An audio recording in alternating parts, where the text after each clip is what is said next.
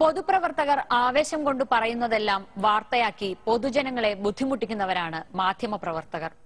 പത്രം വായിക്കുന്നവർക്ക് ഇതെല്ലാം വായിക്കേണ്ടി വരും, ടെലിവിഷൻ കാണുന്നവർക്കും സഹിക്കേണ്ടി വരും. പക്ഷേ ഇതിനെല്ലാം അപ്പുറം എന്തും സഹിക്കാൻ കഴിവുള്ളവരാണ് എന്ന് മലയാളികൾ തെളിയിച്ചു. ഒരു സിനിമ കാണാൻ തിരുവനന്തപുരത്ത് നിന്നെല്ലാം ബസ് പിടിച്ച് കൊച്ചിയിലും തൃശൂരും എത്തി മലയാളി പടം കണ്ടു. സൂപ്പർ താരങ്ങളൊന്നുമില്ലാതെ വിജയിപ്പിച്ച ഒരു പടം. ആ പടം ആവേശത്തോടെ ചുരുക്കം ചില തിയേറ്ററുകളിൽ ഓടുകയാണ്. ഒരാവേശത്തിന്റെ കഥയാണ് അതും, കൃഷ്ണനും രാധയും. രാത്രി ശുഭരാത്രി, ഇനിയെന്നും ശിവരാത്രി. ഒരു സിനിമയുണ്ടാക്കിയ ആവേശത്തിന്റെ കഥയാണിനി. കവർ സ്റ്റോറിയുടെ വിലപ്പെട്ട സമയം ഇതിനുവേണ്ടി നീക്കിവെക്കുന്നത് എന്തിനാണ് എന്ന് ചില പ്രേക്ഷകർക്കെങ്കിലും തോന്നിയേക്കാം. മലയാള സിനിമാ ചരിത്രത്തിൽ രേഖപ്പെടുത്തേണ്ട അധ്യായത്തിനു വേണ്ടിയാണ് ഈ സമയം. 1-2 ഗാനങ്ങൾ കാണുകയും കേൾക്കുകയും ചെയ്തതോടെ ആവേശഭരിതരായിരുന്നവരെ ഉത്സാഹത്തിന്റെ പടുകുഴിയിലെത്തിച്ച് കൃഷ്ണനും രാധയും തിയേറ്ററുകളിൽ. സൂപ്പർ ഫൈറ്റ്, പ്രണയ പരവശരാക്കുന്ന ഗാനങ്ങൾ, ഇടിവെട്ട് ഡയലോഗുകൾ, അഭിനയത്തിന്റെ മൂർത്തിമത് രൂപങ്ങൾ. രാഷ്ട്രീയം നല്ലതാണ്, പക്ഷെ നിന്നെപ്പോലുള്ള ചർച്ചകൾ അതിനെ മലിനമാക്കി. ചന്ദനത്തടിഞ്ഞു വെക്കുന്ന കഴുതയ്ക്ക് അതിന്റെ കനമേ അറിയൂ, ആ ചന്ദനത്തിന്റെ സുഗന്ധം അറിയില്ല. അതുകൊണ്ട് ഇവിടെ കാണാവുന്നല്ല, ഇവിടെ കണ്ടിരിക്കുന്നവരാ.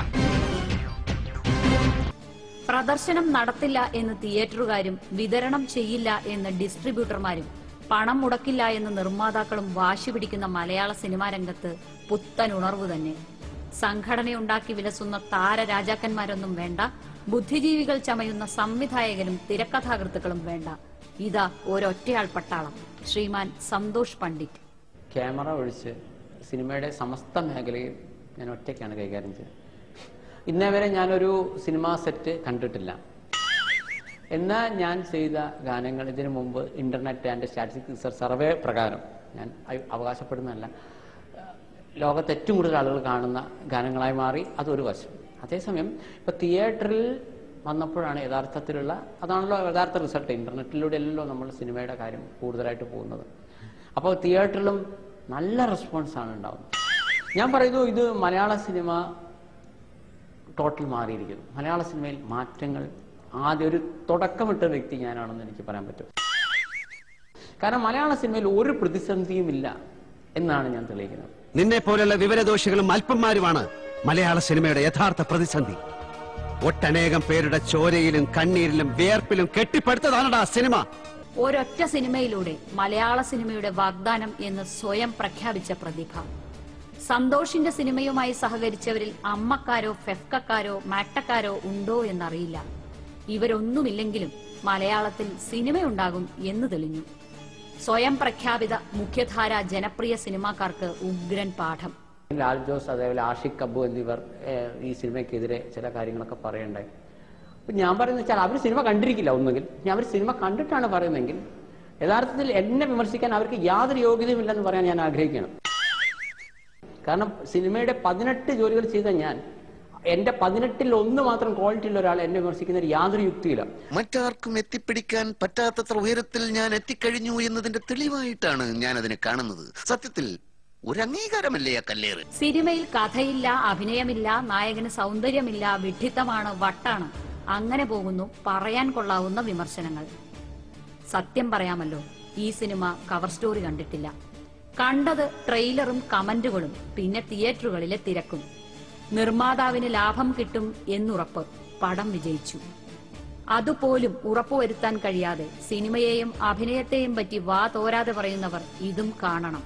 പിന്നെ പ്രേക്ഷകരുടെ കാര്യം, നമ്മൾ എന്തെല്ലാം ഗീർവാണങ്ങൾ സഹിച്ചിരിക്കുന്നു, എന്തെല്ലാം വാക്പയറ്റുകൾ കേട്ടിരിക്കുന്നു, സിനിമയെന്ന പേരിൽ എന്തെല്ലാം കോപ്രായങ്ങൾ കാണുന്നു.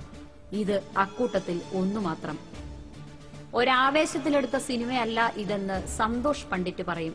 ഒരു സിനിമ സെറ്റ് പോലും കണ്ടിട്ടില്ല, എങ്കിലെന്താ, സിനിമയുണ്ടായില്ലേ? ഒരു പട്ടിക്ക് അതിന്റെ വാല് കൊണ്ട് നാണം മറയ്ക്കാനാകില്ല. നീ വലിയവനാകാം എന്ന് കരുതി ഞാൻ ചെറിയവനാണെന്നുള്ള അർത്ഥമില്ല. ജീവിതത്തിൽ ഒരുത്തർ ആദ്യമായിട്ടാണ് എന്റെ മേൽ കൈവെക്കുന്നത്. ഞാൻ കരയിക്കും.